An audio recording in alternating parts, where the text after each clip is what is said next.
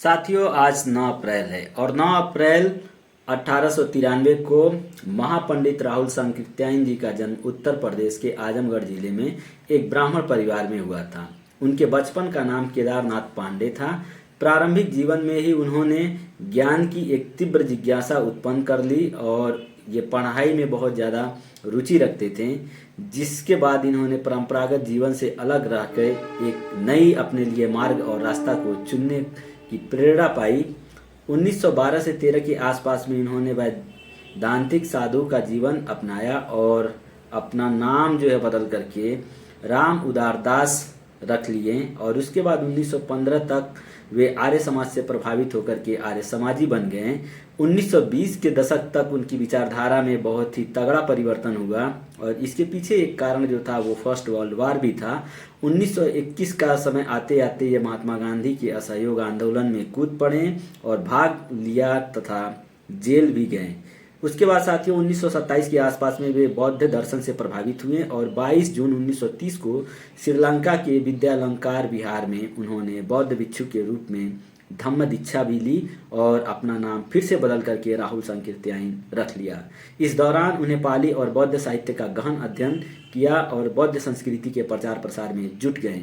1930 के बाद इनका जो झुकाव है वो वैज्ञानिक सोच और समाजवादी विचारों की ओर बढ़ने लगा और 1937 में उन्होंने एक बहुत ही प्रभावी भाषण दिया और इनके भाषण से प्रभावित होकर के पंडित जवाहरलाल नेहरू ने उनकी प्रतिभा का बहुत ही ज़्यादा प्रशंसा किया।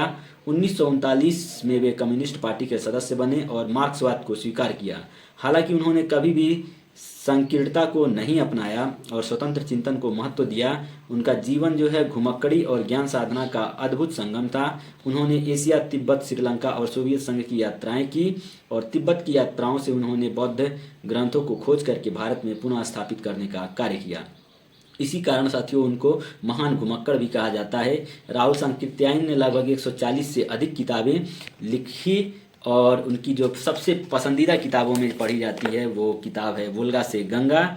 इसके अलावा साथियों उन्होंने 22वीं सदी और मध्य एशिया का इतिहास, दर्शन, दिग्दर्शन और वैज्ञानिक भौतिकवाद विशेष रूप से जो है उल्लेखनीय है।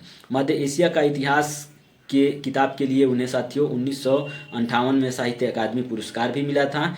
इसके अलावा उन्होंने एक बहुत ही ज़बरदस्त किताब लिखी थी, तुम्हारी छह और दिमागी गुलामी। ये 3 किताब साथियों मेरे पास प्रेजेंट टाइम में अवेलेबल है।